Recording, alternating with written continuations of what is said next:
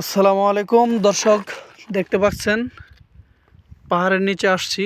এই যে হলো পাহাড়, অপরূপ সৌন্দর্য পাহাড়ের সৃষ্টি। আল্লাহ তাআলা এত সুন্দর করে পাহাড় সৃষ্টি করছে।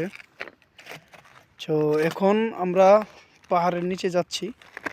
আমরা চেষ্টা করব এই যে এই রাস্তা দিয়ে নিচে গিয়ে তারপরে উপরের পাহাড়ে চড়ার, উপরে যাব ইনশাল্লাহ।